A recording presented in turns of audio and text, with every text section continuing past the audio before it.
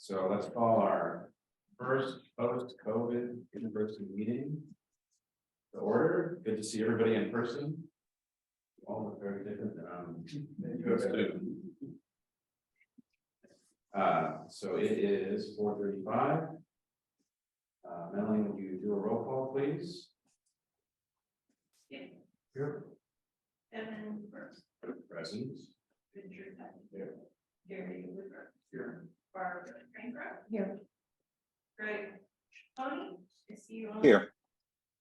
Scott Warren. You're on mute. Oh, let's see. Here. Thank you. Ronald Sartori. Jill Barwick.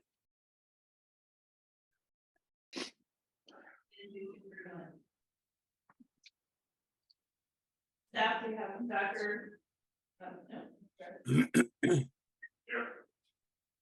Kelly Jurgensen. Here. Melanie Griffiths. Here.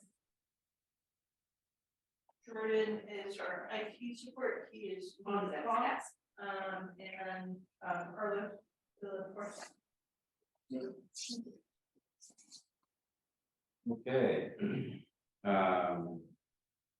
Item number 3 is the acceptance of the agenda. Pull that up, which we have done. We have a motion to accept the agenda. We'll make a motion. All right, a second. A second.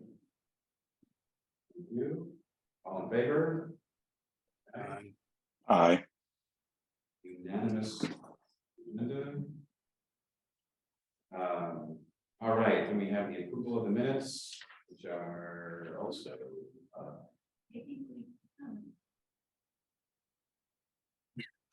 Slide back in the slideshow, but they should be in your pack, so. I can pull them up as an account.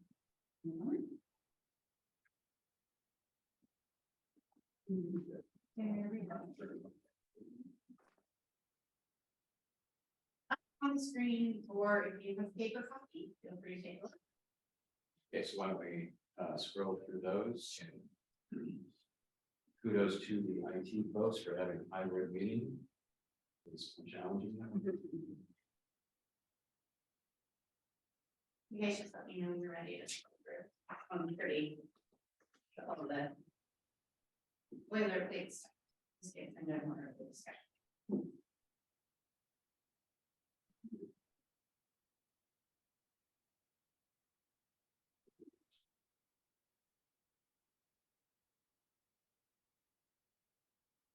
Any questions on the expenditure section? Anyone?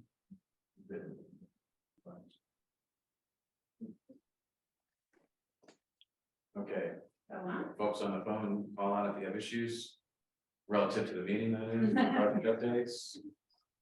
And whole business, any comments there? Let's go. Okay, Right. And the next. There we go. okay. All right. There are no questions or comments to the minutes from September's meeting. We have a motion to approve the minutes. There. We have a second. All in favor? Aye. Any opposed? All right, so we have approval of the minutes. Item number 5 on the agenda, do we have any members of public presence? There's. Hello, Or. hello, Jill? Is it Jill? No, it's a phone number. Is this Jill? Whoever's on the phone, can you say your name?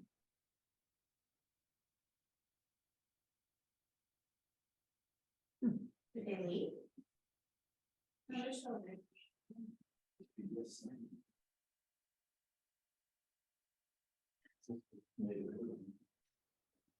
On the website. But they call. Yeah. Okay, well. A member of the public presence, so let me go ahead and read the preamble to item number 5. under bylaws, Article 3.1. Informing the public and communication community. Members of the audience may address the Oversight Committee on any Measure H related matter that is not on the agenda.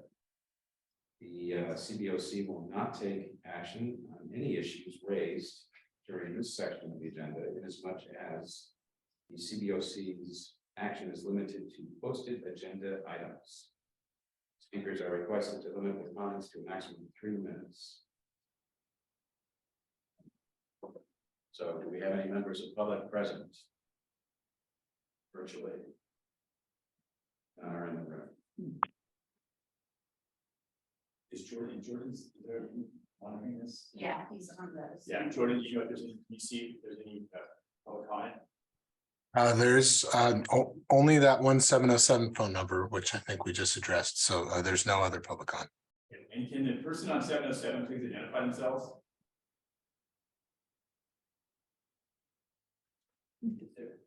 I have Joe Leverage in anything. Oh, yeah, does that compare to? Hello, Oh, Yep. hello, Hello, can you identify yourself, Hello? please? Hello? Can't hear you. Maybe they can't hear us. yeah, that would be weird if somebody else can. You have the number that's up?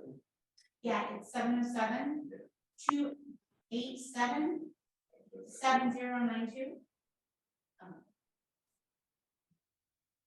Okay, well, let's keep going. Okay, we'll come back to that. That one works. Just be ready to block on it. So. Okay. Agenda item number 6. Review of expenditures. All right. So what we sent to you was a abbreviated report from Key Analytics, only because we also have to do implementation or annual comments today and a lot of other items, but we do have a summary report to send for you guys to review. It was also in your packet. So this shows you Measure H expenditures and allocations to date, sorted by site. And I thought this would be an interesting one to look at because it is the long form version of what we work on the printer that is now on the website. So this is more detail, but what it does is it takes the entire bond program and breaks it up by projects and then also by sites. So you can see all the sites are together and then what projects were done at each site for the entire bond program. You're very familiar with what you're asking us to do.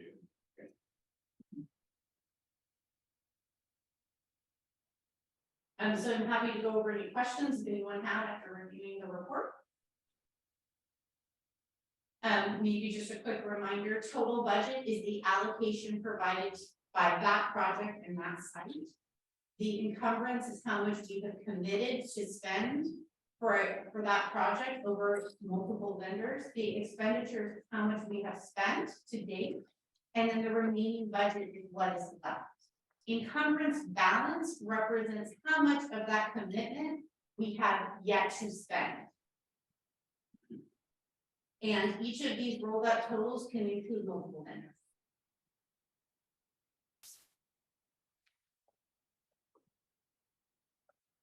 You can assume that math is correct. I hope so. It's a database, it's a computer, so you don't have to trust me.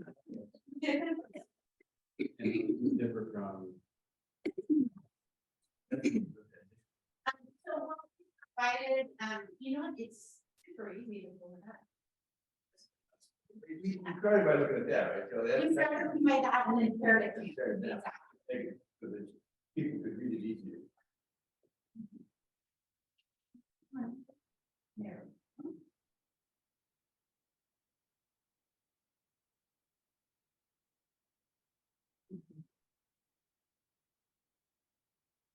Was it in progress? Started today. Yeah.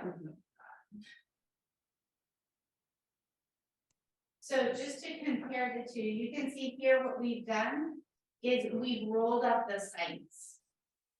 So we've just talked about what we've spent to date at each site and we rolled it up, so there's no project detail. It's not breaking down what we spent at campus mod versus what we spent at fencing or whatever.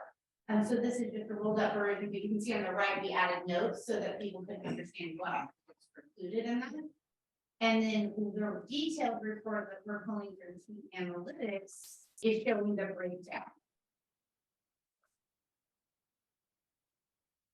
That's the one she started off with. Mhm. Yeah, yeah. I think but we said that the public should know other data, and people can still find it, this is in our. Yeah, everything. But that other stuff, that, you know.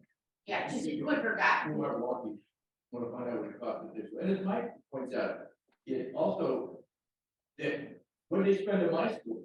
Oh, as versus this school, Yeah, I mean, that's really where we're trying to make a comparison.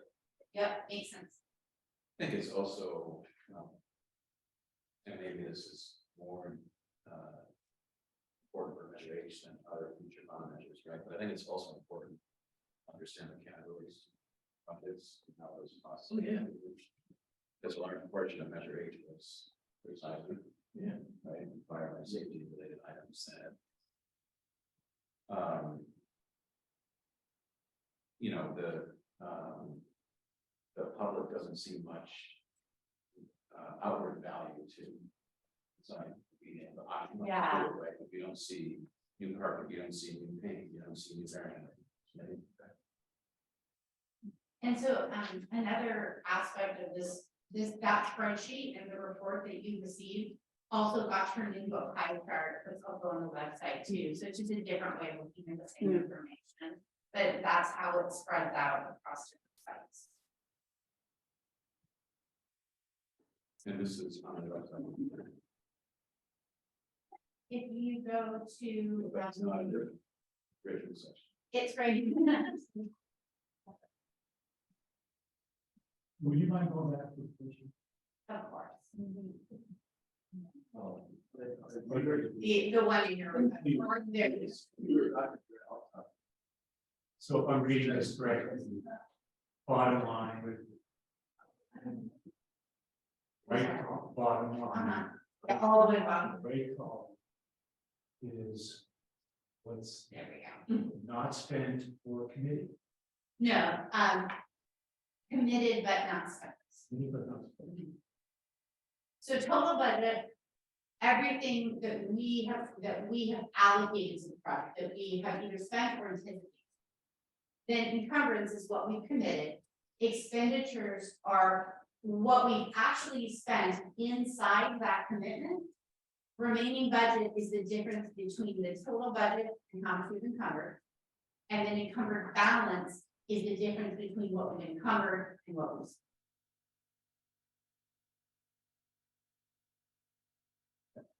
So you write $100,000 contract to a contractor, that's the encumbrance. Right? Yep. That's what I call it. Mhm. And your checks issued through the November 22 pay application are $50,000, right? So that'd be expenditures. Exactly. And yet to be, what I would call it to be committed, or I'm sorry.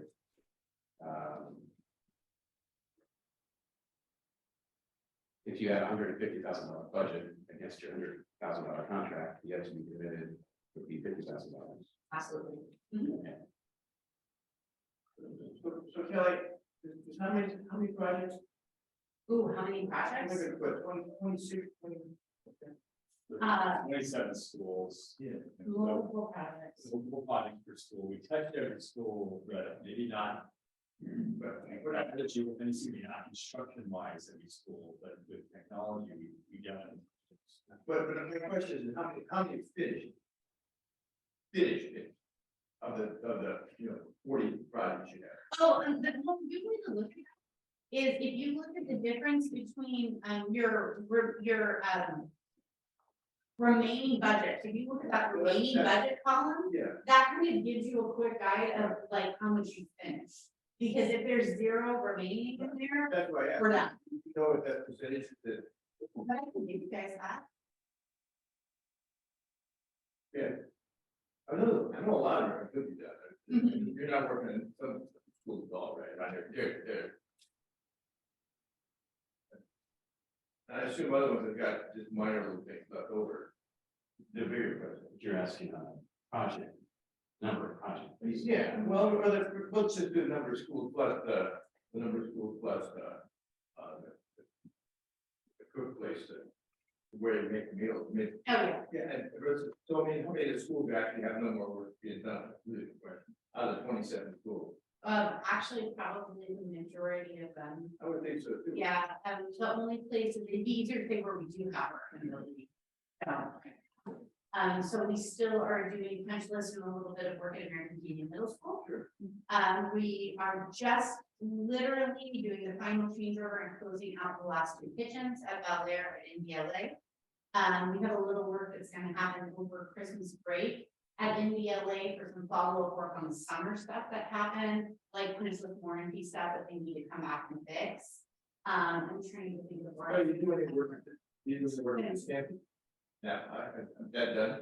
We're looking at maybe doing a few fencing improvements right now, but that's about it. Nothing active at Napa High right now. Because we finished up the gym, we did a water line repair and some stuff like that. So, yeah, it's getting down to that. There are a few elementary school campuses where we're finishing fencing at this point. Can you scroll down to the bottom line, please? Of course. So maybe just as a high level, right? So the current total budget is 273. That's the current, yes, that's all the projects, all the money allocated in budget. 269 of which is, oh, I'm sorry, this is just. But it's just measure 8, so it's 269 plus 8%. And then the expenditure encumbrances through November 14 is 264. Mhm. Okay, so that is. Does that help a little bit? Yes. Yeah. There you go. So roughly, so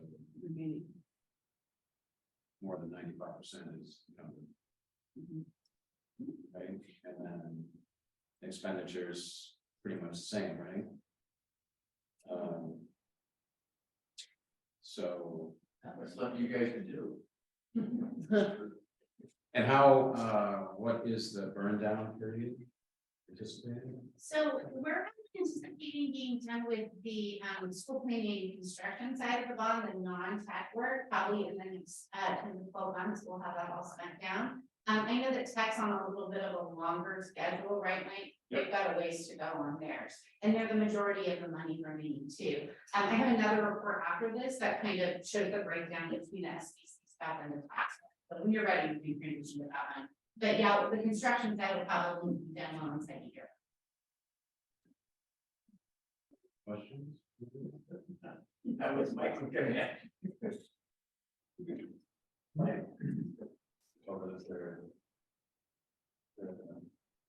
Okay, any questions from the folks on the Zoom? No. Okay, go ahead and. All right. Button that's report then. Okay. So this is a capital snapshot. And what this report does is shows us our remaining budget for, I'm gonna zoom in, don't worry, guys. For across all funds. And it shows us the balances on Fund 21-2. And in the spirit of our discussions about kind of wondering what was going on with the other capital improvement funds, this gives you a high level look at the other funds, not just what this committee reviews, but our other funds as well. So to take you through that, this is a little bit different. The main ones that you want to look at here are the budget remaining, which you can recognize like that number there. It look like that number that we just saw in that other report, the 8.8. Let me zoom in a little more. Please. Yeah, how's that? So that's that 8.8 you recognize. And then what this is showing you in addition to that is the remaining funding. So what remaining funding is money that is not allocated to a project yet. So it will not show up in the report we just looked at. So this is money that is still part of the bond, but has not been assigned to a project. And the reason that happens is because if we finish a project and we're a little bit under budget, we close that project down, and then that money goes back into the pot. And the same being for interest, as we earn interest, our account balance, just like your bank account, goes up. And then so you end up having a little bit of extra money, and then we allocate it as it goes. So we're never running the budget so tight that there's zero remaining funding, because there's no room for error, you have no more interest, like that's it. But as time goes on, as you see the bond winding down, we'll start to allocate that money for projects to finish this. So then how do you do it at the end, because you can never come out with a zero balance? Yeah, you can get pretty close. What you have to do at the end is when you start to procure things, you'll cross fund POs with other funding sources. So at the very end, if you want to close out those last few bucks, you can write a PO to a vendor for, $5 for Measure H, and then $150,000 from the general fund or from Fund 40 or wherever. That's kind of how the district tends to spend down those last few things. Because if we have $1 in the bank, we have to continue to do the CPFC committee, and I'm sure you guys don't want to come here.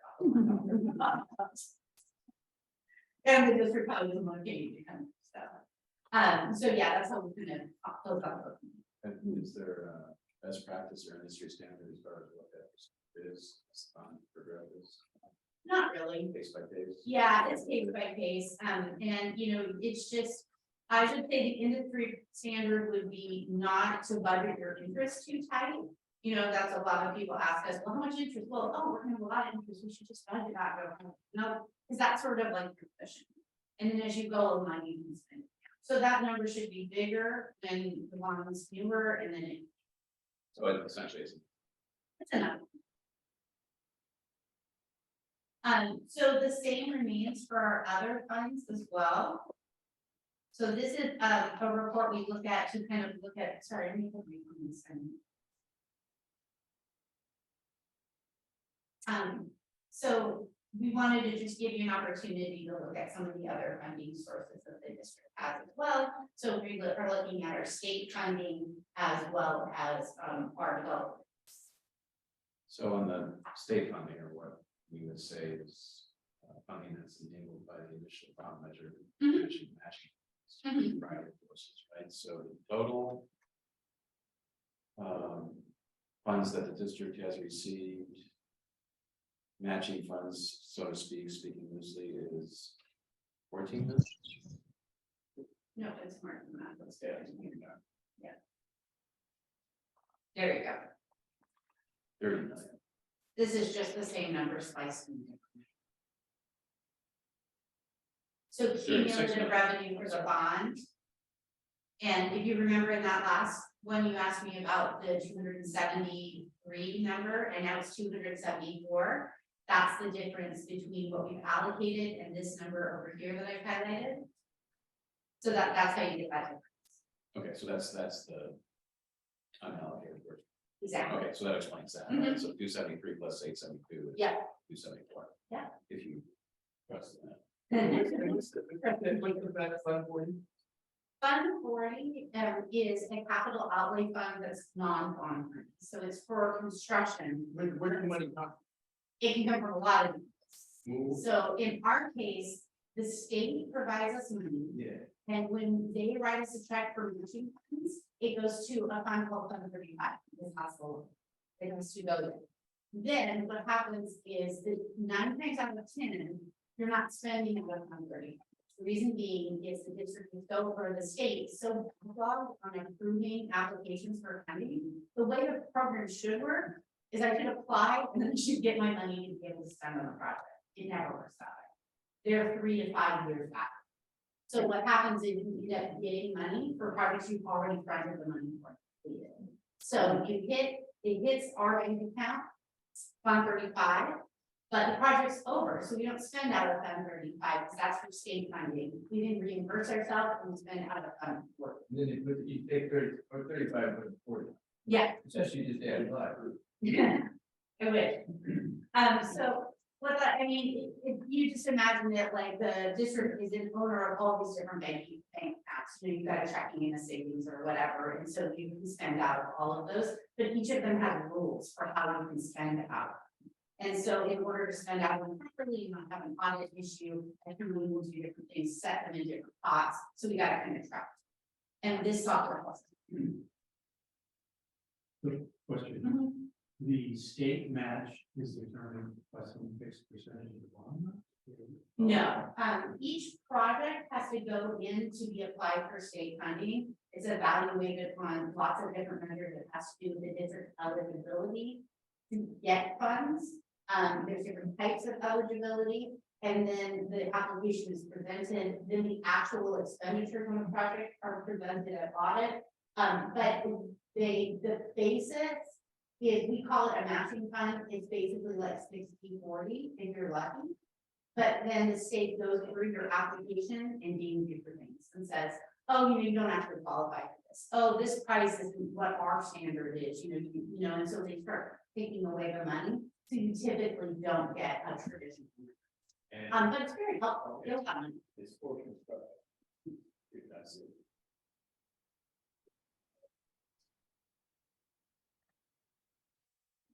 That's an important distinction. Yeah, it's a construction cost, so, and I would use the word match, and I would wait for that word match, because it is not a match. That's true. And we kind of use it colloquial, but it's not really. Well, and to that point, there's many different types of reimbursement sources that the district goes in.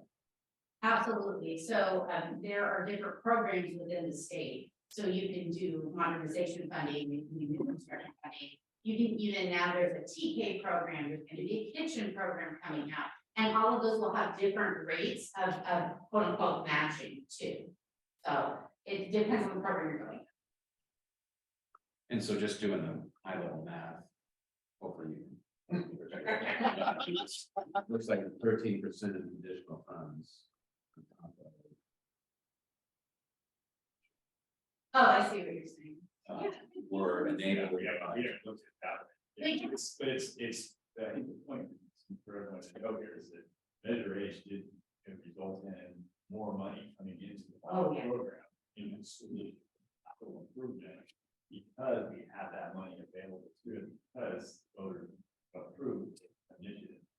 Going forward, we don't have that for Napa. We have that for American Canyon project, but we don't have that for project. And what we will continue to do is leverage the current projects that we recently completed for state funding, and hoping that trickles in over the years to help do smaller projects. Right, there's always a lag. Right? There's a big lag. Assuming the state requires you to have it completed before you actually get to apply for. Oh, you don't apply before the project is complete. But we recommend against spending the money before the project is complete, because you can pass it on. I want to make sure you guys not Yeah.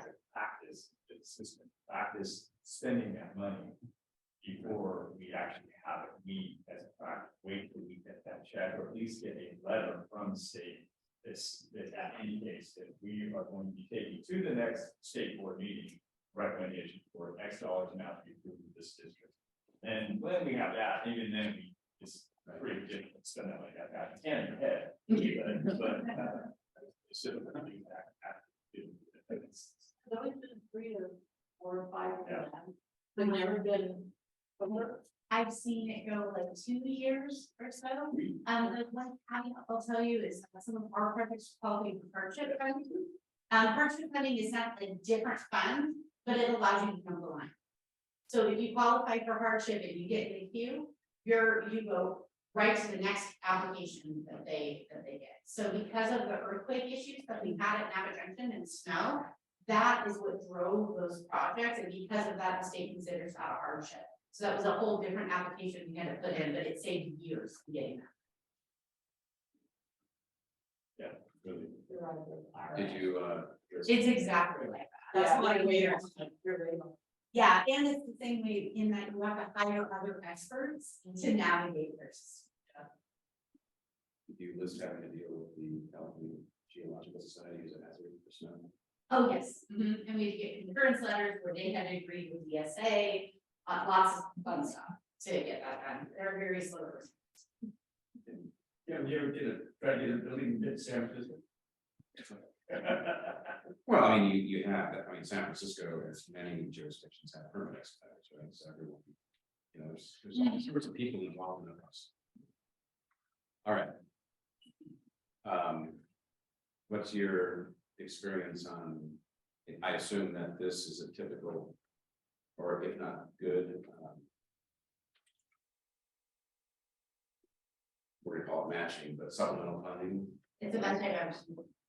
Yeah, in my career and in talking to other folks, we just don't, Napa leverages funds, and this was the practice before we got here, so I'm by no means shooting my own horn. But Napa goes after funding more aggressively than any of our other clients.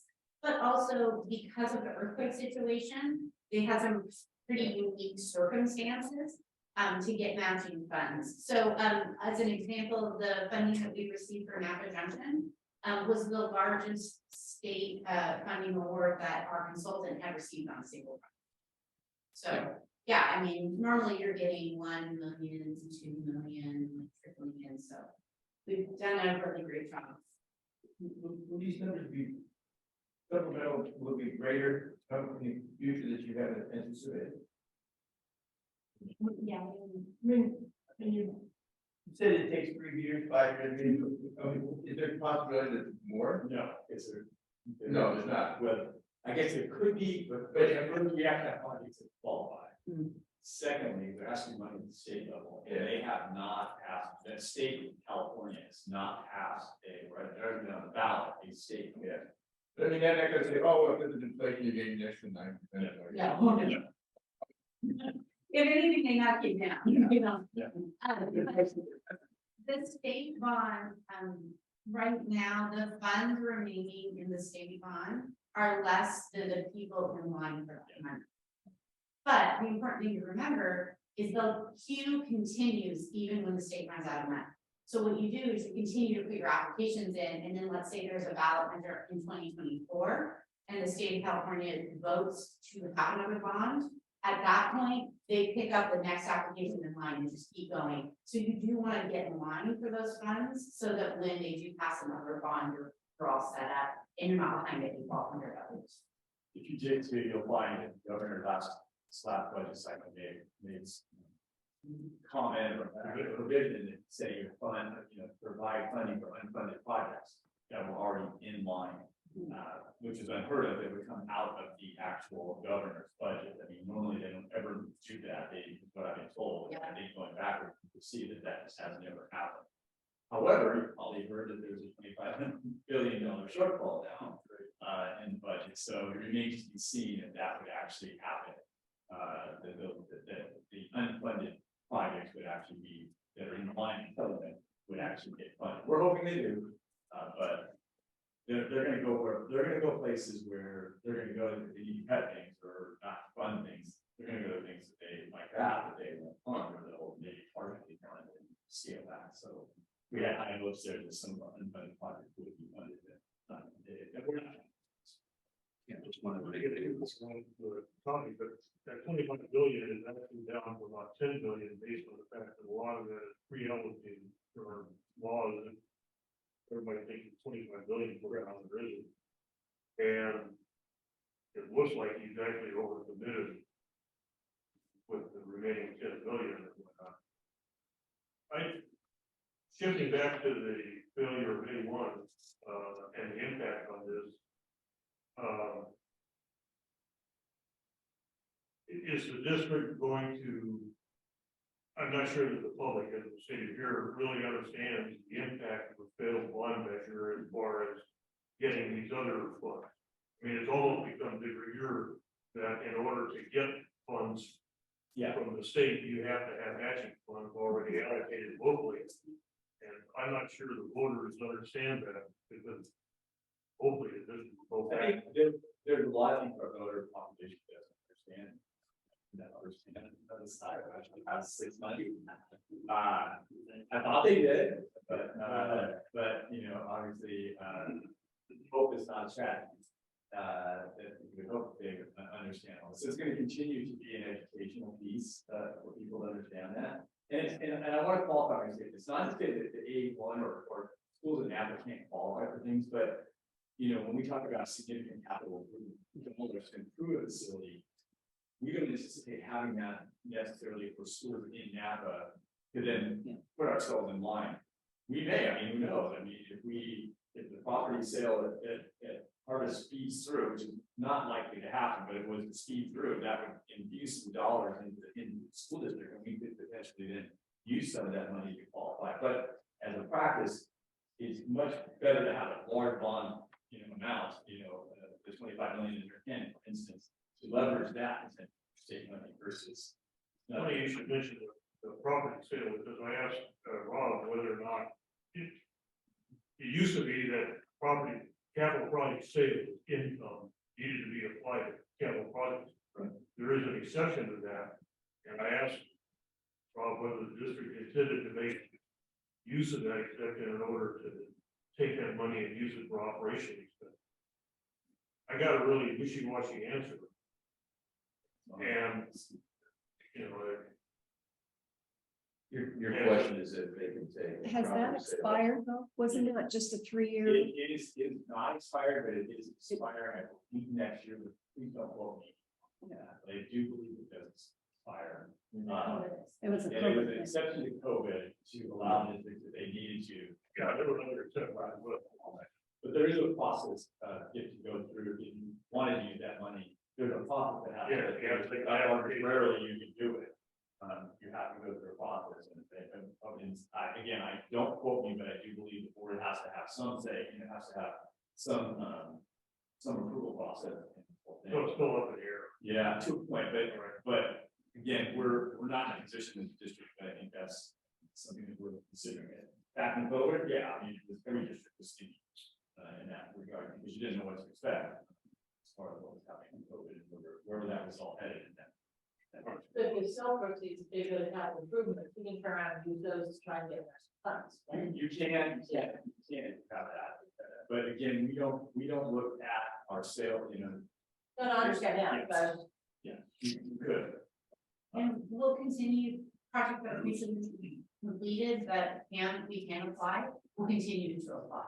And so that lag time will occur. An example is we just got notified the other day that we're gonna be agendized for approval for coming from the Willow.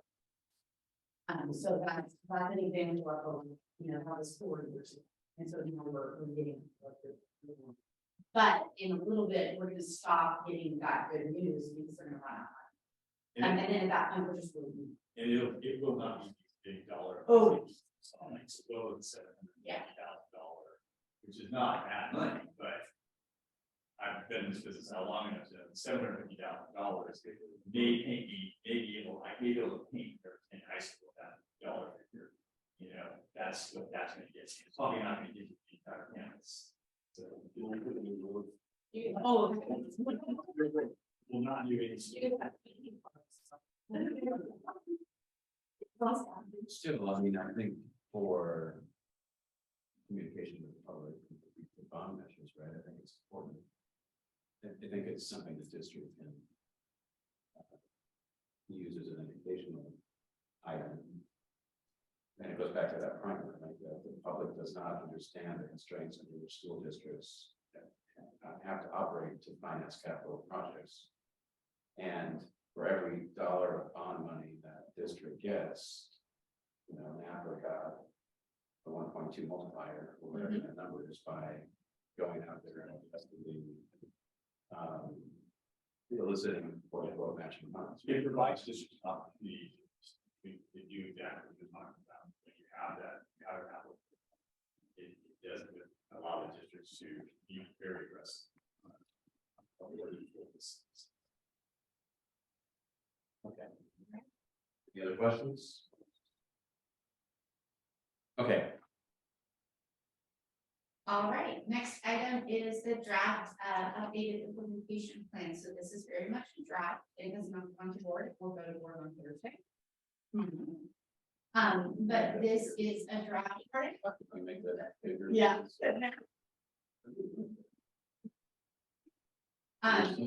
So this will all look familiar to you because this is same format we've been using for a few years now. So you have the, funds on the right. The proposed UIP for 2023. And then the difference. So the difference shows you from the 2022 to the 2023, the changes that were made. And if you're doing the math, you can take this column and add it to that column. And that's how you get that new.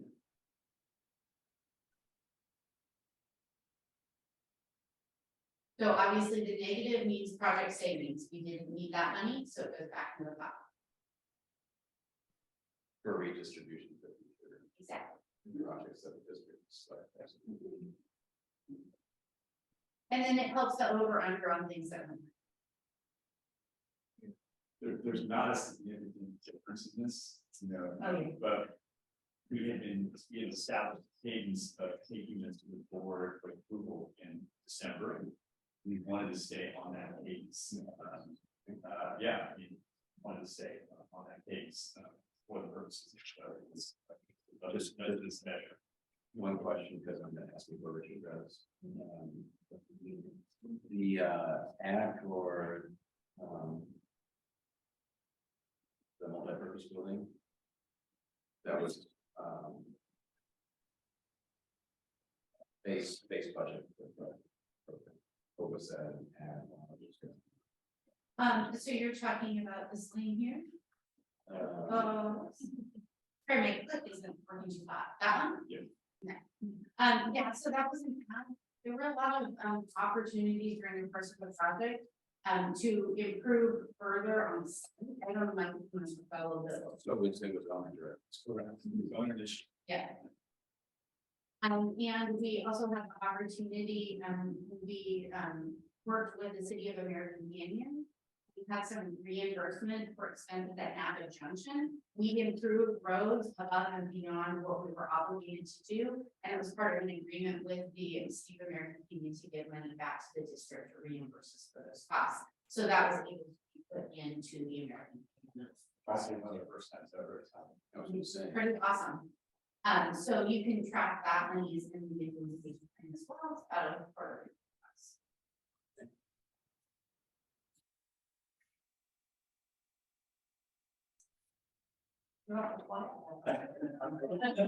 You never done so.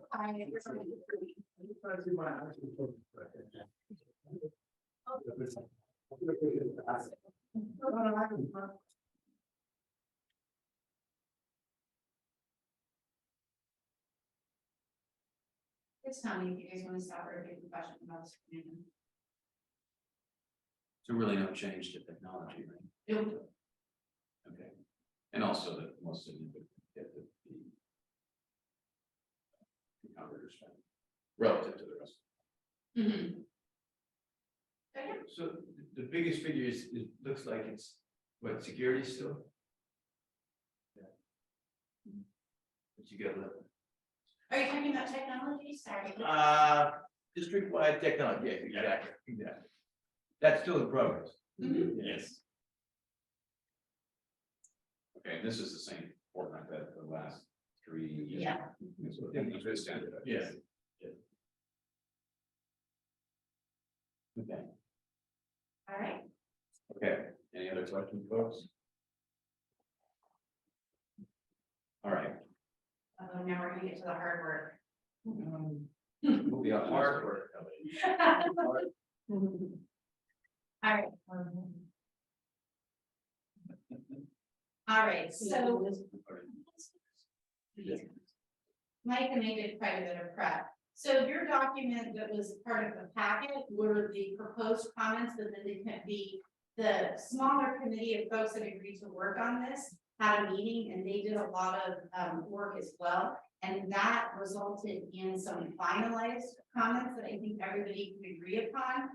We can go through those and then the committee can choose. My recommendation would be to choose to vote to accept those resolutions or not. Be up to the chair to decide whether we want to do them individually or as a group or how you want to proceed, Kevin. But I do have a column over here on the right that is really a consolidation of the comments, the comments from the chair and co-chair and the resolution of the meeting that seems to be the consensus on how to resolve each item. So maybe just a little more detail. Mhm. So this document is really a conformed set of specific comments over the 5 annual reports that the committee has done.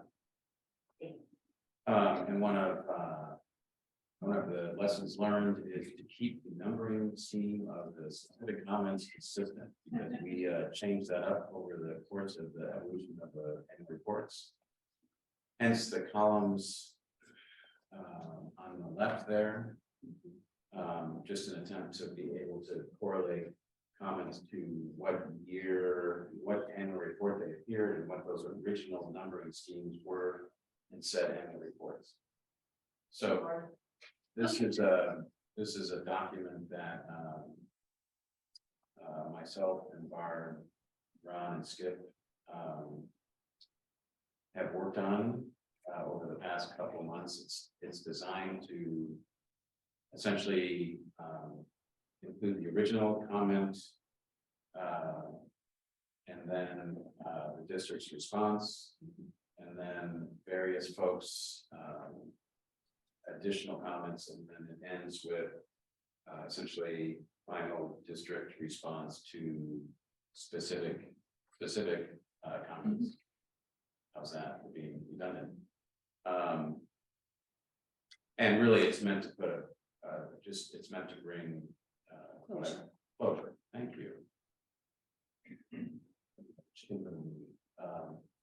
It is meant to bring closure to the various specific comments as a record document for this set of annual reports, and also as a good transition point for the transition. It's grouped into 3 categories. I think we left the color scheme the same. Right? So We did. red is closed, yellow is in process. In process includes monitoring things that are not necessarily an issue from the committee's point of view, but are affected by ongoing activities and future bond measures alike. And then green is open items. So happy to run through any of the minutia. All of the annual reports are on the website. Yes. And this is also on the website, and all of this is open to Joe public or Jane public. So open it up to any questions or comments. Did you make any substantive changes to the meeting we had at 7:30 in the morning?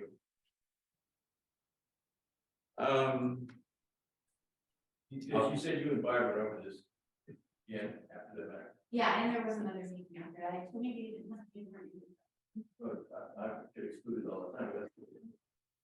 I'll let, so and Ron also. Well, I mean, other than just sort of.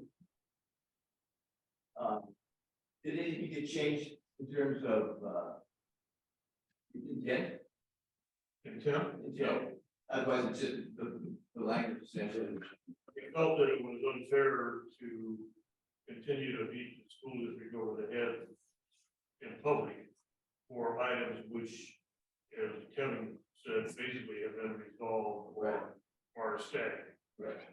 And also not to leave an administrative mess or whatever for the follow-on CBOC.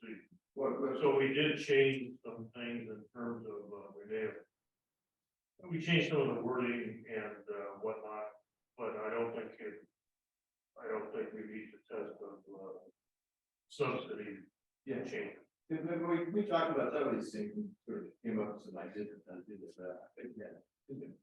and I think this document is currently structured adequately and accurately reflects the status of the comments from the first report, the 16-17 report, up to the most recent report, not including the one we're about to make.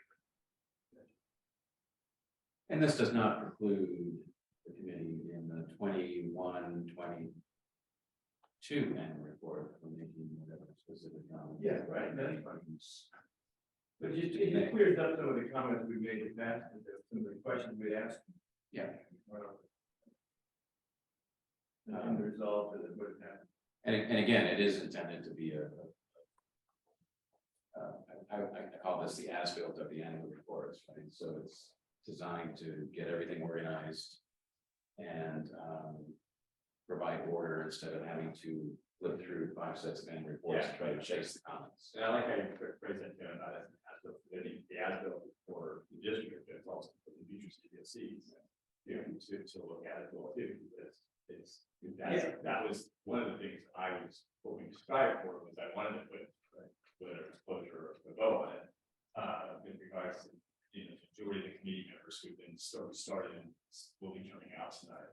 That should completed it, but also serve as a document, not that it's, I don't know, if living is the right word to say, but is it as an advocate, as a template, as something to be able to reflect back on.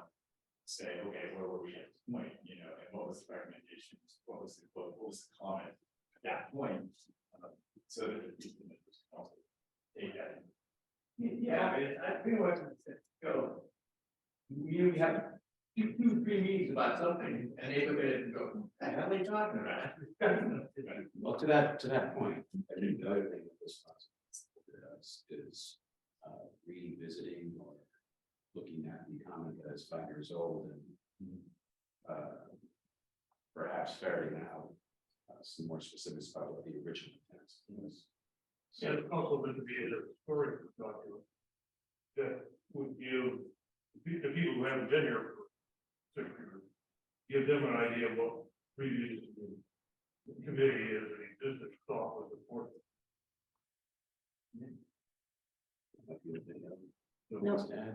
Kelly, you want to scroll through that so people can see the different indicators? Yeah, so this is all note keeping stuff that will get cleaned up using multi-colors, so I kind of did the color scheme to honestly help myself. But what we would kind of close down is that point just for a second. So do this, now what we've done is we're representing the Finished product. the finished product, exactly. So these are the original comments, and then this is the resolution, so how things were refined further. So we can open up the notes, because I think they are valuable, because they're everybody's notes from meetings and stuff, but I just wanted everyone to see that that's sort of how we make the software colors, and then this is the product, it's the yellow. So if you go through these, the red section are all items that you had agreed to close in previous. With the exception that I know, Kevin, you wanted us to continue to track for future bonds, the principal interest and give more reports on financials. That was part of a comment that had been previously closed, so we did have that. Can you zoom in a little more? It's hard because it's a big spreadsheet. Right. So these guys in red were all ones that were closed in previous reports. So then we go into what was yellow in previous reports. And then you have the comment about continuing to monitor pay to play. The district agrees that we would be doing that in future bond measures as well. This is the necessity to revise the facilities master plan, include escalations. That was a pretty long, complicated one.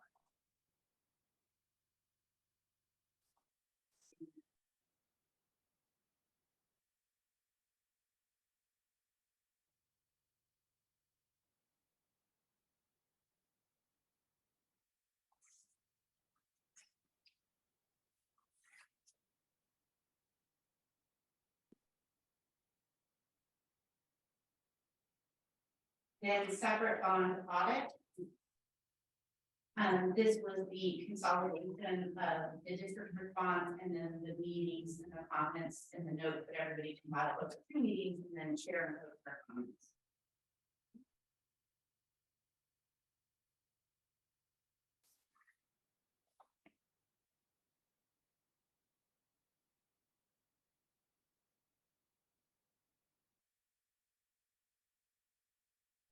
pre-audit meeting was another one where we kind of combined notes from different conversations. So, you know, we started by talking about why there isn't a pre-audit meeting, but then we also went into the committee wanting that, and then I believe that there was also discussion at the meeting about, you know, meeting with the auditor and discussing the state requirements, things like that too, so we added that to the resolution. Which feeds into one of the committee's obligations, the bylaws, right? To provide, to stipulate that it is within compliance with all statutes governing bond expenditures. We need your annual report. Yep. I think that's probably a good example with the place, making sure, we finally ended up in a call. I think Mike mentioned this, but we finally ended up in a position that with that pre-audit meeting is very easily be accomplished by a memo from the board, from the CDOC to the audit team, just emphasizing what it is that we need from them. So that we're not caught, as we were 3 or 4 years ago, trying to figure out what they actually intended to say and whether it met the requirements of the state constitution, Article 13. Would it be valuable to change the district will strongly for the auditor to pay special attention? What you said is more than the committee, right? Yeah, so I can. The purpose of the meeting was, in the absence of a separate audit, we then wanted to meet with the committee after, I forget which year it was, we met out of snow. Yeah. But anyway, it was a very amorphous audit report that we were looking at. It was difficult to ascertain items C and D of the state constitution that we are required annually to make specific comments about. Anyway, we finally got the point of all this, is we finally got an agreement, I think, with the district and all that, at least those of us being there. That in fact could very easily be accomplished by a written audit. And why not, or not a written memo to the audit committee, so that they were desensitized or knew what it was that we needed from them in order to meet our requirements. And I'd say there was a little bit of improvement on that with the presentation they did recently when Sheldon came and talked to you guys. I think that one went a little bit better. I agree. All right, next one is early planning for facilities to be closed. And this was the one where we referenced the master plan work that has been done, the demographics reporting, and all the different information that we do when we consider when to do a project and how that will be affected by school consolidation closure.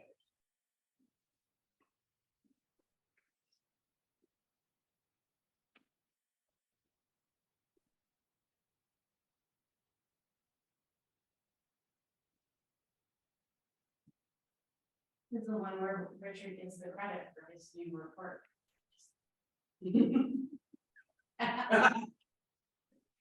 Oh, I'm making fun. No, but in all seriousness, right, I think the repository invitation website, something this is the website is called repository for all things Measure H and bond members is much better populated now than it was 6 years ago. And affords Joe or Jane Public the opportunity to read whatever they really want to read it. And Kevin, also on the website is the school budget. That also showed up. Yeah. I mean, that did 6 years ago, that wasn't there either. I mean, you can find it, but not there.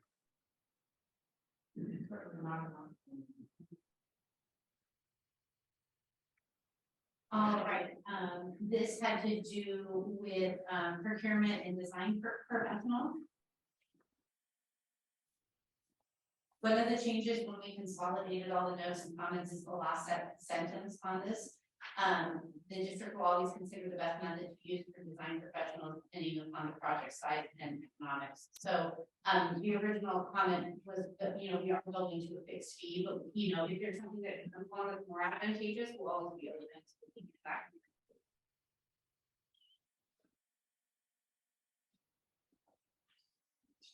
All right, lease back. So this is, this was a question about the pros and cons of lease back and the financing fees and things like that. So this is something that the district is definitely having to advise.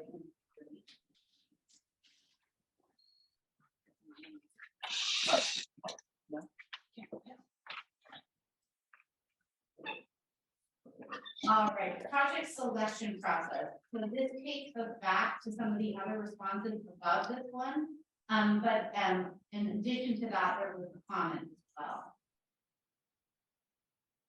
So some of those references takes you back to the modernization program plan and some of the work the district has done to understand their facilities so that there's prioritization when we go to pick projects.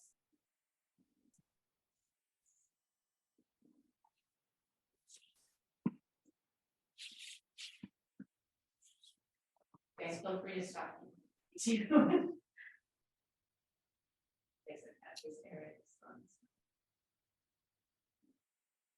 Publication of demographics.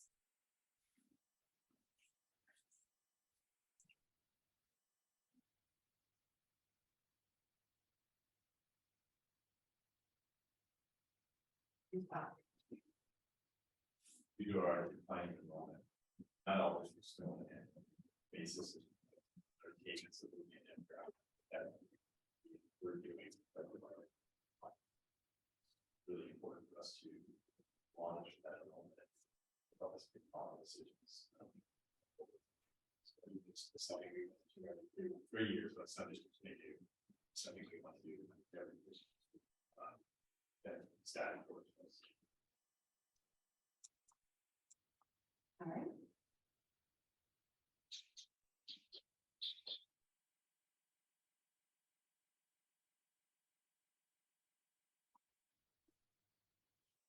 So yeah, there's one not too much. That one was on key line to try to help us expand their capability. Yeah, we can. Finding some sort of really supporting out. We'll continue to work with them on that. Requests and see if they can request on when data wants to be more drilled down. Right, so this split into key analytics is the sort of single source of truth. And trying to create less work, staff hours, and automate the database to be able to provide additional information. It originally came out of the discussion on original budget versus final costs, projects for both the design and professional services as well as the contractor side, and whether or not that can come out again.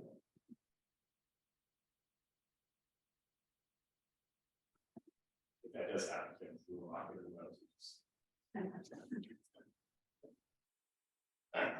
All right, this is the third person management. So out of the most recent meeting, there was discussion about shortening the comment, and so we did do that. We took out some of the language at the end. I will go into. So we took out.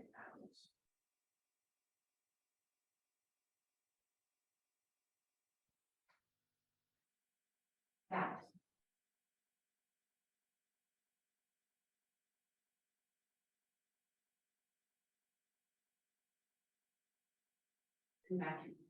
We felt there was some defensiveness on the district's response and trying to pull that out of the response so that to state that we will. And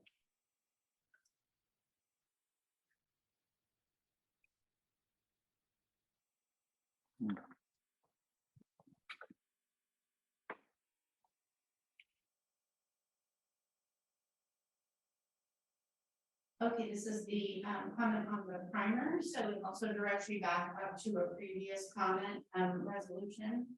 But also gives a little bit more information again about the modernization program plan and the value of that, because it's not just a document that needs potential bond programs, but it also is a document you any operations. Again, the intent of this was an opportunity to educate Joe and Jane Butler on the constraints that districts are under and how they allocate the budgets, and specifically how they're able to invest in CapEx. yeah, that's one of the things on the website. I think I should. Yeah.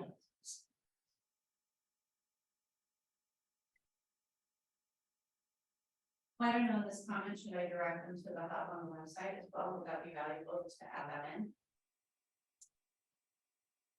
The question is, the website link there. I don't think it would hurt.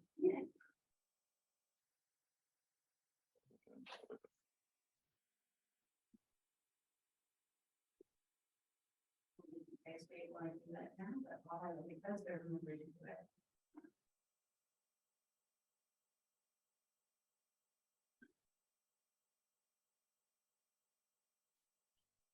Okay, so these ones were just the 3 items where we consolidated the comments, so they're not even real. Comments, they're just these.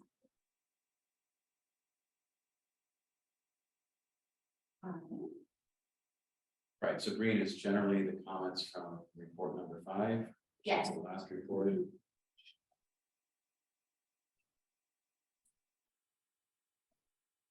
This process had happened.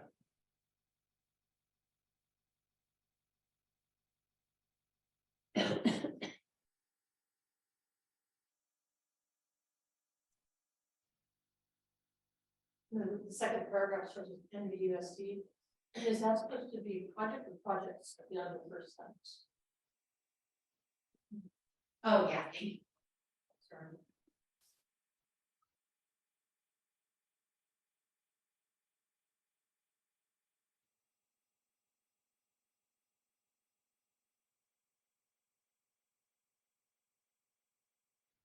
So this also circles back to delivery method presentation. We can do it if you create that.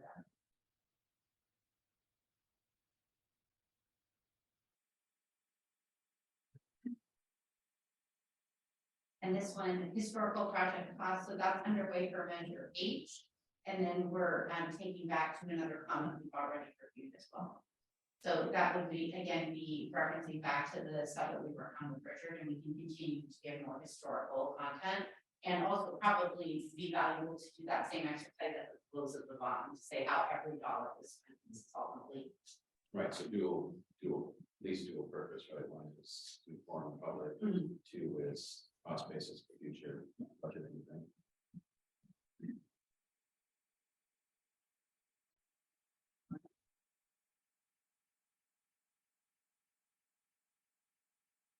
This is the downsizing and consideration for enrollment.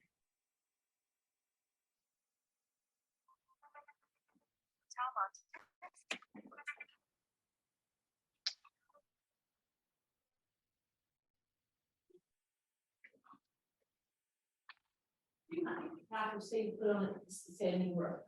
And it's got a warranty of 20 years. If you use contractor X and they've got to work and there are a number of problems.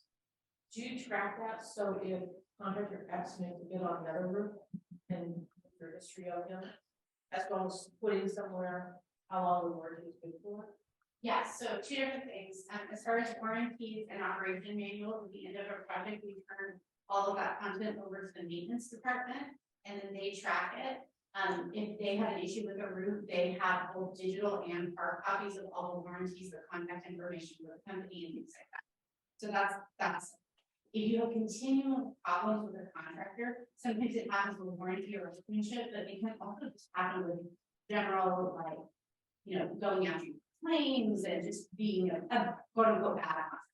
There is a pre-qualification process to bid in USD's work. And there is discretion in that, it's not something that you only use on a regular basis and just pick the guy that you like. But you do consider the pre-qualification dollar amount that they pre-qualified for, and also their references from other school districts. So it's not just NAPA's opinion of that contractor. You actually have to submit on a digital platform reference checks, and another third party calls that district and says, how did this person do on this firm do on all of these different projects? And so then you get to see their score and evaluate that and pre-qualify them for it. So maintenance guys also, like say if he's getting a leak by his area, and they come back and do like 3 or 4 times, so at some point, you've got the right to go have somebody else fix it and pay it. So that is being tracked. Yes, and that's tracked, and that's communication between the SBC office and the maintenance and operations office. So if there's an ongoing problem, we communicate on that. And then there's a couple of different ways you can go after it. There's obviously warranty, but there's also latent defect clause. So if somebody did not do their job, like if they did not put the thing in, flashing comes to mind, if you're not flashing and opening properly, and then that flashing just doesn't exist, and now you have a leak, you can go after people for latent defect. It's a lot of work. It's not an easy thing to do, but I've seen it done. Maybe it's hard. Not that hard. Private sector. And district qualifies all trades? Pardon? District pre-qualifies all trades? You have to be pre-qualified to bid our work if you work a prime, no matter what the scope. So if it's only an electrical project, Anyone? an electrician, you gotta. You also have to pre-qualify for plumbing, electrical, and yeah. Plumbing, no, sorry, MEP, mechanical, electrical, Well, and that's for state funding. a very powerful tool to. Oh. Okay, so this comment, much discussion this summer, I think, or spring. About, well, really the Measure H is an enabling fund for the other funds. And how that works and, committee's exposure to those financials so that committee can inform the public. This is what came out of the final discussions. So I think that's the last comment for that annual report. Any questions about this comment specifically? I think the author of that comment realized that he wasn't gonna carry the day, so that's why it's in the green section. Well, the green sector means it's still open. That's the best we can do. And I think there's two themes to this comment. One is, in order for the committee to fulfill its obligations to inform the public, it's important for the committee to understand other funds besides the bond fund and how those interact with the bond fund and what those financials look like. And two, it's important to the public to understand how that whole process works, right? That while it may be construed as an administrative exercise to allocate the professional services and management costs between bond funds and non-bond funds, from a perception perspective, important to provide that transparency to the public. Yeah, we think about covering the other funds, that sort of was in my mind when I gave you the capital snapshot. It feels sort of like the first step, just really to look at, how we utilize those other. Okay. Oh, there's more, I'm sorry. Just a couple more, you're in one section.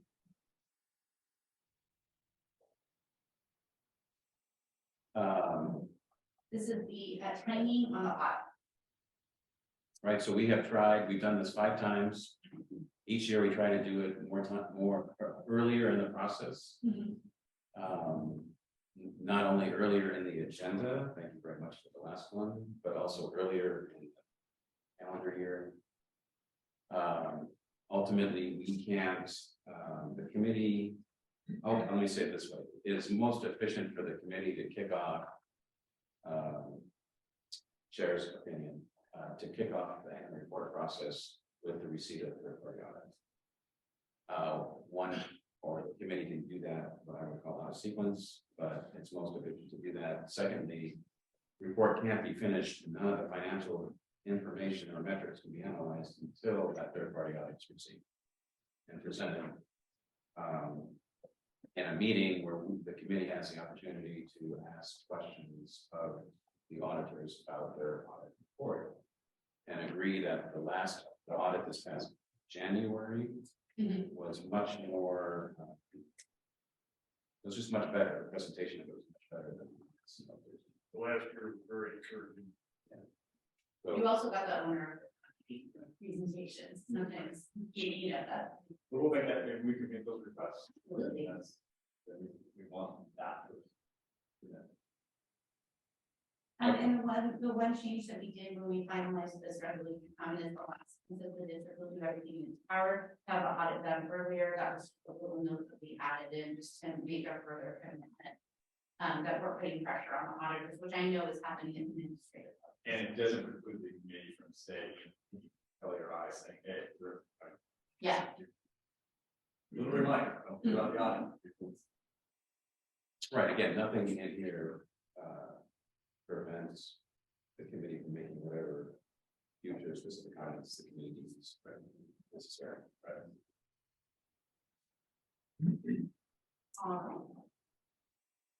So, the finalizing of the specific comments is the last item, which is perfect, because that's what we just did. Okay, so any questions, comments, observations on this item?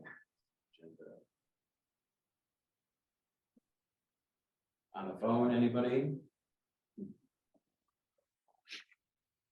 Okay, see that as no, all right. I would like just going forward that we have these comments to be made, that I think it's effective for, comment from the CBOC, keeping sure. And then for, if it's possible for us to have a smaller group to kind of work through the comments to bring back something here versus staff going back making a comment and then we bring it back here. And then the whole committee looks at it, you know, and then we go back and forth like that. I think the process we use is a little bit labor intensive. I think that's a better product. I would like to advocate for that. That's the wish that, you know, but you could see this. Okay. Then I recommend we call for a motion to approve the as built. All right. Appreciate that. Okay, do we have a second? Okay, all in favor? Aye. Any opposed? All right. Thank you very much. Okay, we are behind schedule, but that's okay. We're gonna skip over project update. Yeah. Anticipated it. We're getting better. All right, old business. Anything to cover on old business? Not really, the links just remain on every agenda, just so they're easy for folks to, access, and then say, tours or small groups, we just keep that on for the next time you get something to it. We're running out of things to show. And again, just to call out on the financial hub, right, that's a relatively recent addition and good place to go. There's a state improvement. Yeah. All right, new business. All right, new officer elections. So I believe we need to elect chair and co-chair for the next season. We have any volunteers Our nomination. or nominations? There's only.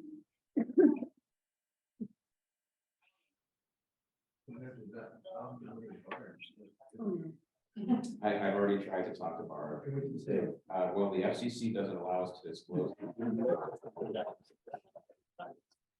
I think there's some statutes that were violated, something, for the word no.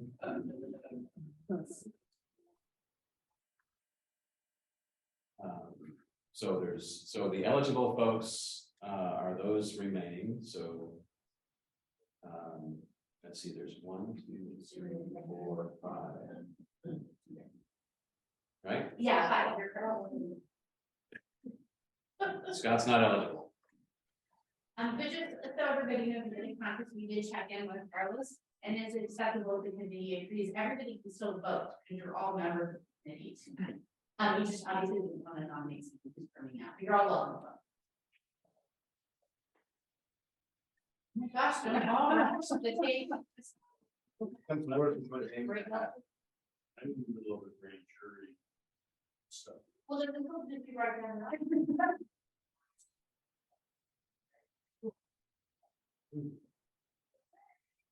And yes, no grade is out. It's So- not that difficult. Easy to do.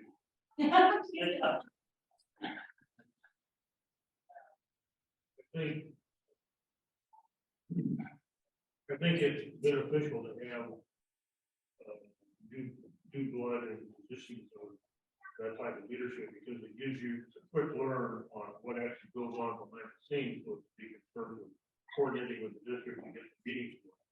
But the actual work of a committee is carried out by the committee members deliberately in round act session.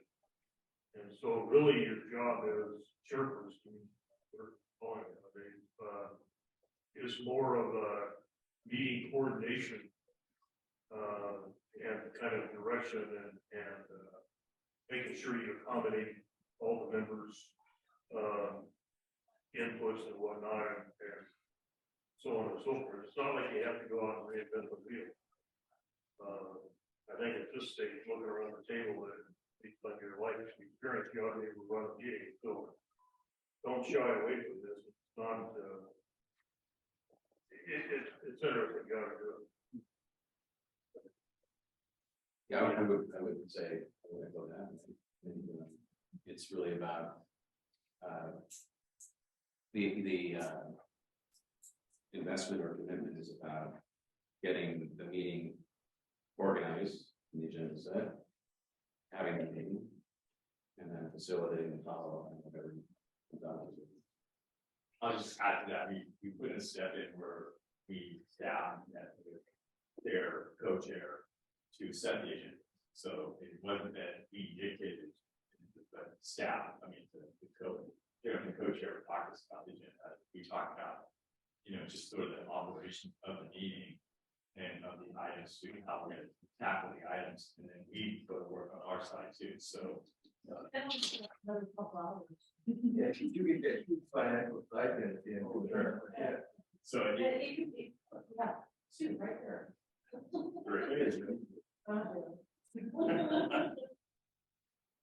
So it's all ultimately, I mean, we probably, an additional hour, possibly an additional hour for that meeting, Kelly and I usually try to go as fast as we can, but that's not.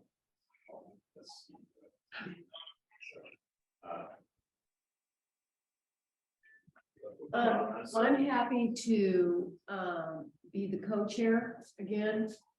I just don't, for me personally, I don't have the depth of knowledge that other people around the table have around school construction. And I don't have experience, and I've learned a lot from Kevin. And sometimes I sit here and I think, oh my gosh, I would not be able to ask those kinds of questions. I wouldn't pick, I mean, I can run a meeting and I can do that, but I'm not knowledgeable in the kinds of things that Kevin brings to the leadership role as the chair.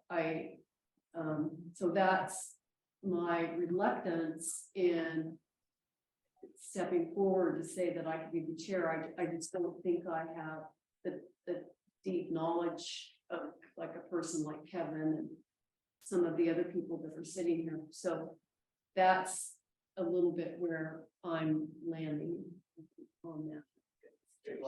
I know schools really well. I know schools, but I don't know the school construction. I've been a contractor for 40 years, and I've never met anybody who does a mile house, ever. Thank you, appreciate it. I think that just my own personal thing, I think a different perspective is also good. So it's also knowing how,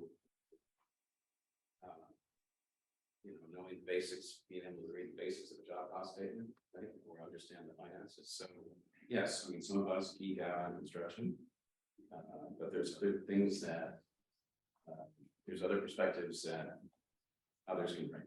So not that I have any opinions, but I don't think one needs to be a professional instruction to. This is what we have to be, I don't think, but I want. And I'm not trying to lay a guilt trip on you. But I will. Yeah. I watch the end of the 7-Eleven. Very contentious, difficult, I thought, contentious and difficult process for the board of schools. And this is the third bond oversight committee that I've sat on, and believe me, you do not need any kind of a in-depth knowledge of construction or whatever. What you need to know, in my sense, is how to deal with people, how to deal with the public, and organization and attention to detail, which if the 7-Eleven committee was any indication and your experience as, I believe, a principal and so on and so forth, you're eminently qualified. I would be surprised if you found being chairperson difficult, notwithstanding that there may be other issues, mitigating it, accepting that position, but you would be my first choice, and that's nothing against the member, I just don't know. So it's not nominated. Well, I'd be reluctant to not, Barbara's gonna have to step forward if she's willing to take it, but, I'm just saying that I think you're underestimating your capabilities and the necessities of any technical background. I do know how to add. And I do know how to read Kelly's, I do know finally how to read Kelly's reports and understand. I would be willing to do it knowing that I have the kind of support from Kelly and Melanie and Mike. That would be really important to me. So I was actually gonna just say whether it's Barb or somebody else, chair or co-chair, what we say is a minimum of a 1-hour commitment. If you need help educating yourself on anything, I know, I couldn't just speak for Mike, but I know that we're willing to meet with anybody, chair or co-chair wise, that says, hey, I need a little bit more help on this. Yeah. I wanna understand this better. I know Mike is always willing and has talked to many of you on the side about certain issues. So that's something we're always willing to do. So it's a minimum commitment that we're available talking to. The other flip side would be that the meetings would finish. That's right. I walked out without them today and I thought, it's Kevin, it's the last meeting. I'm not gonna do that. I'm not gonna do that today. Is that a yes?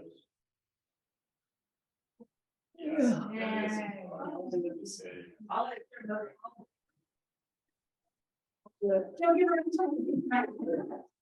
Okay. All in favor of Barb as chair?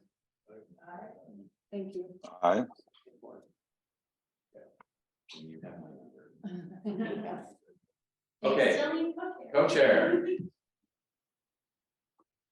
For once, mine. Okay. All right. All in favor of Ron as co-chair? Okay. We're gonna. Aye. Okay. Barb. Okay. Congratulations and thank you. Thank you, Skip. Okay. Measure measure A1 and A2 updates. Yep, so, everybody has an idea of where we're at, measure A2 did pass, with a very high percentage, which was great for the seating. And strategy of separating the bonds seemed to pay off in that regard. And the community is very excited, and we knew going into that, the community would be very excited about probably having a bond. I would also like to say that I do believe the projects that we were able to accomplish, obviously your oversight stuff really helped out as well too. Because the community is very appreciative of what's been done, not only in previous bonds, but in Ridge, even though there was definitely some, and I'm speaking on behalf of some of the citizens, and they're still hard to go over the middle school not being built, but it's definitely softening as the years go by, and the work at the middle school, I think, is really sold and really made me feel like, wow, this is a special place at middle school. If you haven't visited, it really needs to be transformational. You really It's funny how singular project can Yeah. be a Yeah. paradigm shift. Yeah. Absolutely. Definitely. With measure A1, we came up a little short, we knew it was gonna be difficult, we came in at 54.3, it was, I think, 4.62, I believe. 6.3. So, we were essentially 3.37% short, or approximately 130 votes short, or 65 votes, we need to go the other way. So, yeah, it's obviously very, very, very disappointing that you're that close and it doesn't pass. I'm really disappointed just from the standpoint of just the students. I think that they're the kind of caught in the crosshairs of this, and that's the tragedy of this in some ways, that I think we maybe as a system, as a community, you know, I'm going on probably a little further right now, but we lost sight of that. And it's openly, you know, it's kids, and I feel you know, I'm struggling with that obviously, but it also is motivating because, you know, it's not something I can just say, okay, well, that's it, never again. Because these buildings aren't going to change anytime soon. They're not going to get, you know, the leagues that are there aren't going to just all of a sudden miraculously go away. The group that, you know, the 4 HVAC units we have are not going to just miraculously improve. We'll continue to string their lifespan on as we do in the maintenance world. And we'll, as a staff, we'll have to, you know, circle the wagons and determine what our next best steps will be to improve our facilities. You know, I know many of you were very, you know, instrumental in helping, you know, get the word out. Campaign part of the campaign there for A1. Richard and I sat down. You guys know each other very well down in farmers markets. And we were pretty influential with people. I mean, we would engage in some long discussions with people and ultimately things that are opinion. There's that. But it came, like I said, it came up short. But it is motivating in some ways because we knew going in, you know, based on our polling data, it was going to be difficult. And given the circumstances coming off of COVID, coming, you know, inflation, coming in, you know, idea of recession, things. Yeah, Yeah, to be that close, it's definitely reaffirming and motivating. So, you know, it's encouraging in some ways. I mean, people really downplayed it a lot, and some people did it even publicly, you know, did support it publicly, and they were very, very vocal. Yeah, direct opposition. They're very vocal about that. And okay, that's part of it. But again, I think you lost sight of the fact of what is it really about? It's really about the kids, you know, and that's I think the disappointing part that they got caught in the crosshair, and that really shouldn't be. Hopefully, going forward, our community can look at that and realize it's really about providing an adequate school environment. We weren't even, you know, we'd say it's the best school environment because we need to say that. Really, what we're talking about is a lot of instances just providing an adequate school environment. Once they can drive, that's just basic human needs. That's what we were campaigning on. And yes, we had some things that are going to be better school environments, but the majority of that work was just adequate or once they can drive. And that's what we're going to continue to go after. Is to help educate the public. To Kevin's point earlier, it is still an educational piece that we have to continue to do. But I would encourage people to realize to also message that it is really about kids. And that will never change. At the end of the day, it's really about the kids. And I know people don't like taxes. I know people don't like additional things like that. I completely understand that. But if I had a deck of cards, I showed them and I said, these are the cards I can dealt as the director of facilities. And this is how I have to do projects. There's no other way to do these things other than to go about this in a major. Those are the cards I dealt. And you know, it's not an excuse, it's just a reality. And we think that there's going to be some sort of pot of money falling on my lap. It's just not going to happen. So I just, again, I encourage people to really think about, this committee group. But I know, not all. safety. Yeah, I think Mike said it all, I do think it's, I like to highlight when I talk about it, and I'm grateful for everything, and I think it's amazing we got as close as we did, thank you for all the leadership and all of you that supported in the room. American Canyon, 66% passage, 5,000 kids there, they got what they need to take care of their facilities over the next few years. But I like to highlight that Calistoga passed a school bond, there are approximately 850 students. And they get 3 times the funding that we get. And they pursued a $41 million loan for their facilities, and they passed it over 60%. So the message is that 850 students in Calistoga, those kids, right, because it is about kids, those kids get a $41 million school bond to enhance the small amount of facilities they have.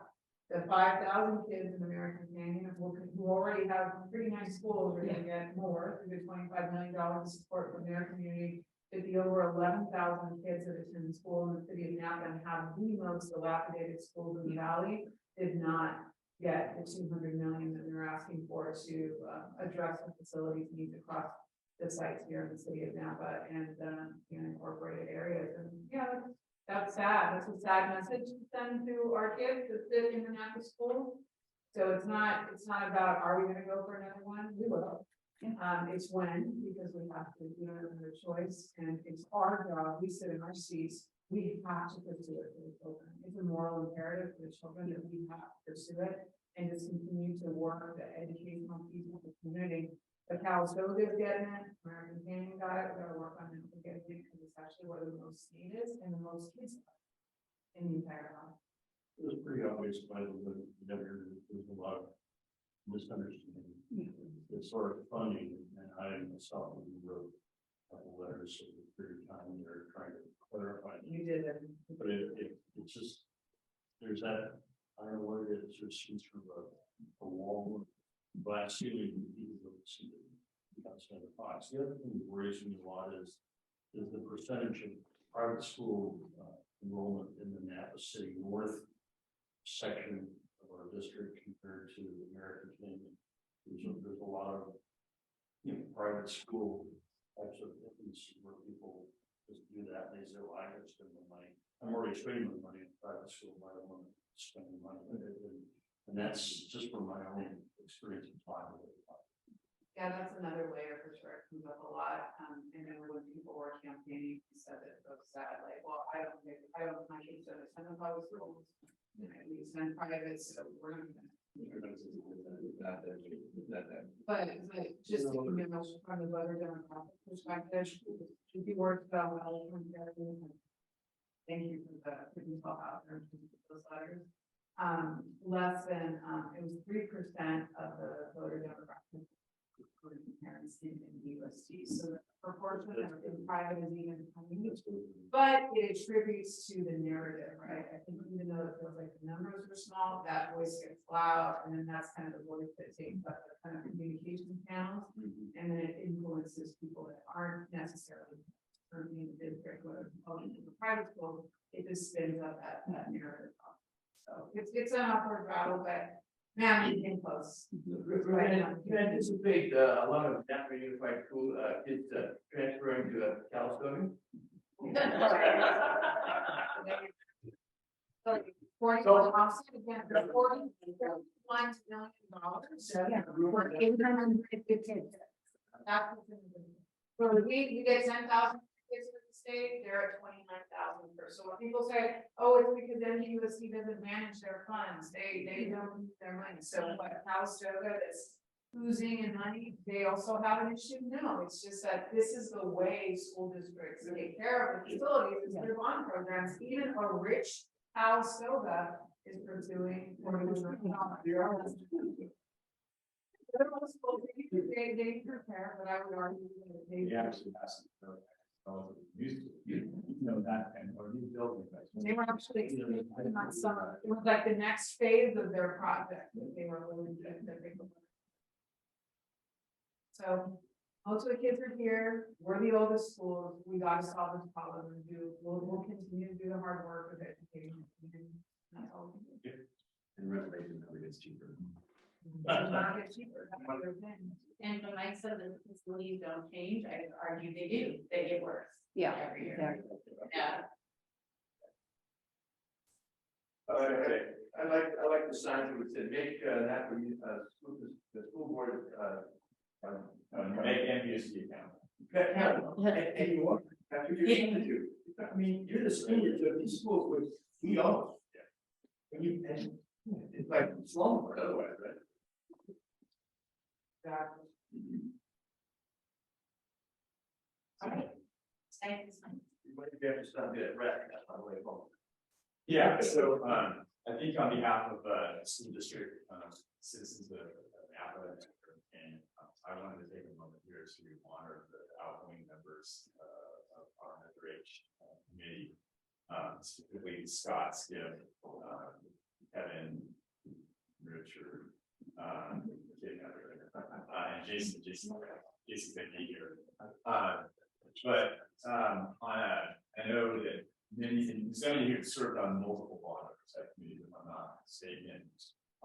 And really done a fantastic job of ensuring that the district is, ensuring the job of making sure that the financial work, or the financial communication is out there, what the board is done.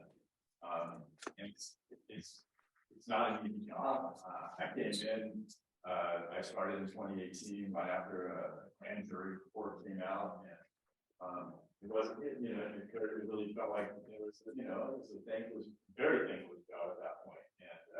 And I mean, like I could sense that you have a tremendous amount of integrity for what you're doing, and to have something like this grand jury report at that time, it really was hard. And, stuck at it, and I understand, and I get it, because how committed you are to doing this work, and taking on the responsibility of seeing whatever the dollar amount of this measure was $259 million, which is no joke.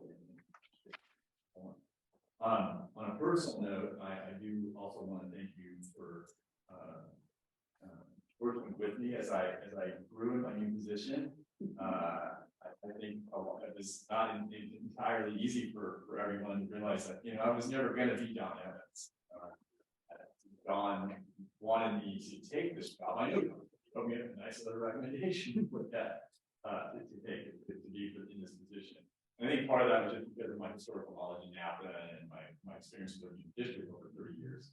But I knew going into that, I was never going to be able to replicate Don Evans and what he did. But I do want to thank the outgoing members for, and bringing me underneath their wing and working with me and being willing to listen to some new things and new ideas, new ways to do some things as well too. And I feel like I know I'm a much better person because of your guidance, your comments, your thoughts, your ideas about some things. And I do very much from the bottom of my heart appreciate what you've done to help us become a stronger, more effective committee. And I believe that we grow together as a group. I know I personally have grown. So thank you for all of that. And I know you won't miss these meetings that much. But if for some reason you just feel like you Public comment. Public comment. Yeah, some business. even if it's a picture, even if it's two. I delivered you done in no fucking year to that. I didn't want Don will be compassionate. But again, on behalf of the district, on behalf of the citizens of Napa and American Canyon, on behalf of on behalf of all three, thank you for the time, energy, and dedication. If you go forward, you got page 0 doing this and on a regular basis. Thank you. I just want to thank you. I want to express my gratitude. I've been on 20, along with Mike, and I know that we were definitely an organization in transition, and we were all so patient. Just very, very diligent in the work, and I know I haven't been attending in the latter years like I did in the beginning, as I was trying to do sense making in the organization. But it's mostly because I haven't even felt compelled like I needed to, because I just felt like it's so clear that things have really fallen in order and smooth down. And you all have done a tremendous service to this system of your community. You've given so much of your time, and CBOCs get scrutinized, and you all have been willing to take on that scrutiny and then serve as ambassadors for us. And so we're really, really grateful for your unwavering commitment to the community. It's really admirable. So we're lucky to have people in the community that are willing to step up and do this. Question back over to you, I will say that one of my measures, for me personally, and especially, is knowing that if I can I call people back about if I need help, if I need this advice, can I do those sort of things, and I feel very comfortable, between Richard, Kevin, Skip, Scott, who I've talked a lot to, and Jason, but I feel very comfortable. I ever need some level of comment or expertise or guidance that I could be able to call you up, and I feel like you would give it to me, and that means a lot to me as a professional, because there is an incredible amount of historical knowledge in this group that's leading us, and institutional knowledge is main of this group that's leading us. And I think too often sometimes we say to people, okay, thanks, out the door you go, and try that. And I'm a big believer in tapping into that knowledge, that institutional knowledge and sort of knowledge and perspective to help make me make better and more thoughtful decisions. Because sometimes you want to live in your own little bubble, and that bubble may be this big or maybe only this big, and you need to be able to expand your bubble sometimes to help you sit down and sound thoughtful decisions. And I would encourage any of you to that you're hearing things out there that would be helpful for us as an organization, that you share those with us. You share this with us too, and if your comment will be received well. No one ever likes criticism, but that's part of the job. But we do value that kind of information, because knowledge is power, and the more information you have, information is power, and the more information you have, the better. So we did get you a little plaque to represent your service on the committee. Hopefully, all in there. Something we both sides. Make sure that yours gets mailed to you. So now. So I just want to. You pick this, spell my name. Oh, no. Melanie, you have a great day.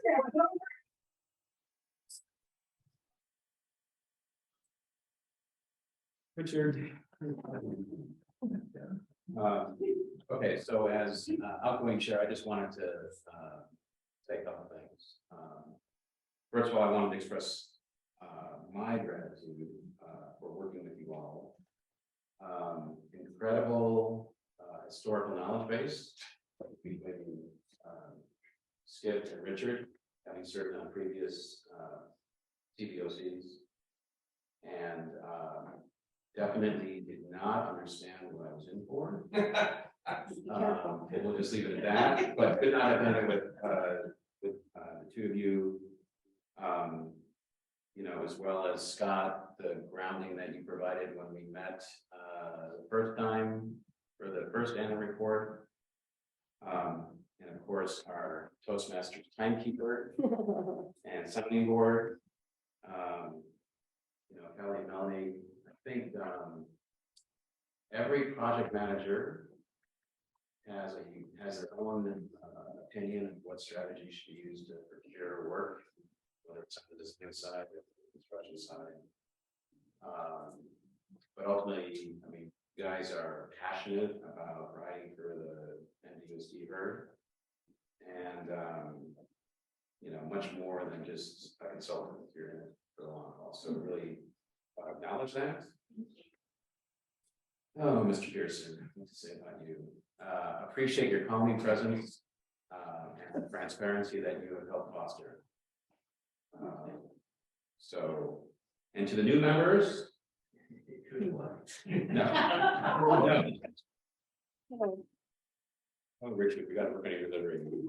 Thank you for answering the call, right? Because we are statutorily required to step down. But it has to continue, so it takes a village to keep the process going forward. So really, really appreciate that, and appreciate the district's support. Appreciate not going again at 2:00 last year. You know, it relative to what the past years have looked like, really appreciate the organic structure to these meetings.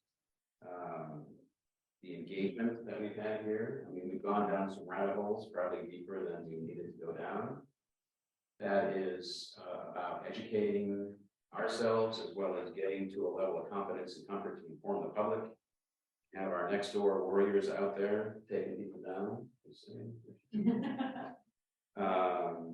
And you know what you said, Mike, appreciate the integrity and commitment and just the engagement, right? I think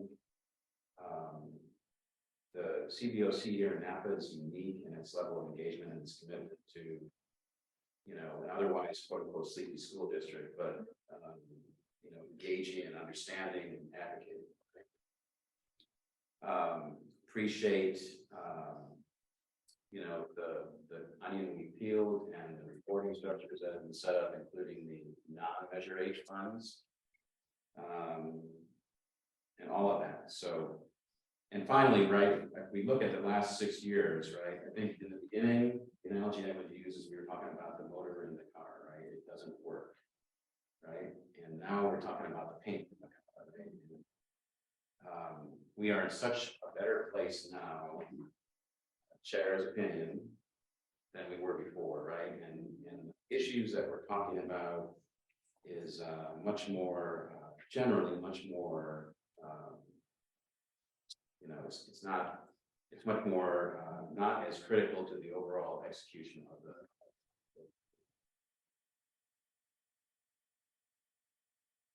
And again, appreciate the structure that is in place now and the transparency, and most importantly, the ability and the resources that are there to the public. And again, I think it's, given how far we've come in 6 years, sort of ironic that we fell this short. But okay, with that, Chair has some awards to give out. So to the new co-chair, I couldn't bring myself to get the cards because I was still traumatized by the cards, but we have another award. You can follow. Okay, thank you. Thank you. Actually, you don't need that, But it's. you can wave it at people. Oh, and sure. Okay, so Richard. Yeah. Everybody, any NPR folks out there? Anybody remember Car Talk? Yeah. Oh my gosh. So,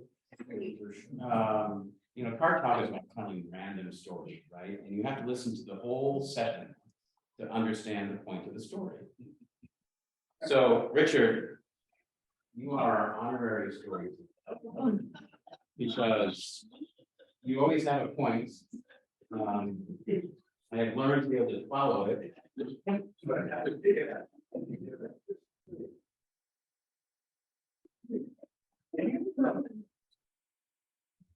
Okay, so Jason's not here. So Jason is a bridge inspector by training. And you know, he would always you know, raise the goalposts to sort of express his concerns, right? And not uncommon on school projects or hospital projects and thousands of inspections. So Jason is our honorary inspector of record. And hopefully his bridges do not look like the Tacoma Narrows Bridge, because during the first couple of years, there was a lot of resonance on the committee and with the grand jury report and the activities in American Canyon. So anyway, that is Jason's, which we will get to him. Mr. Boren, you are our honorary certified financial planner with your financing background. And, you know, we'll get this to you as well. But appreciate the passion you have for pushing forward to the public and understanding of the costs of financing and how that whole process works. that was something I had no exposure to. So sorry you're not here, but we'll get that to you. Thank you. And really appreciate it, Kevin, all the work that you've done over the last couple of years. It's done a great job.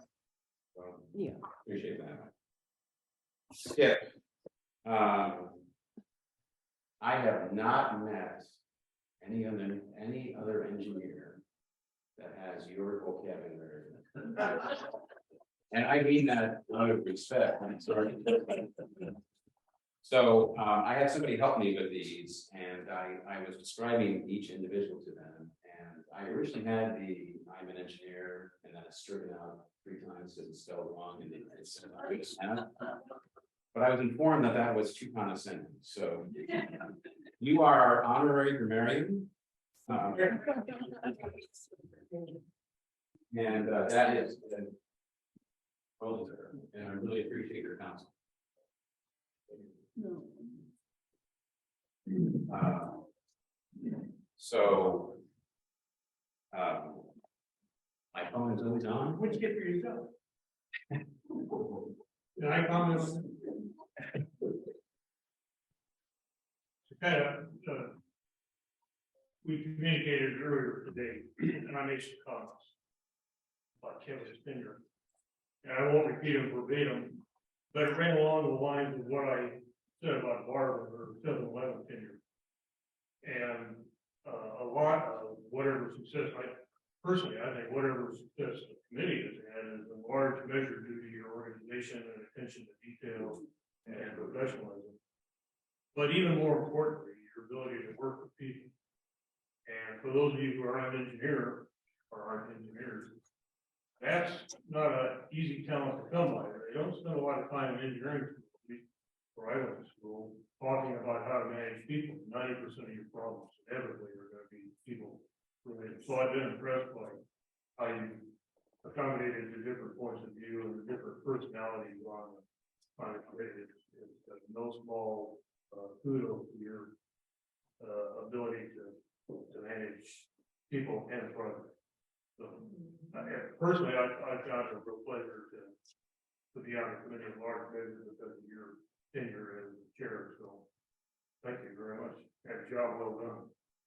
Thank you. They don't teach you anything about it.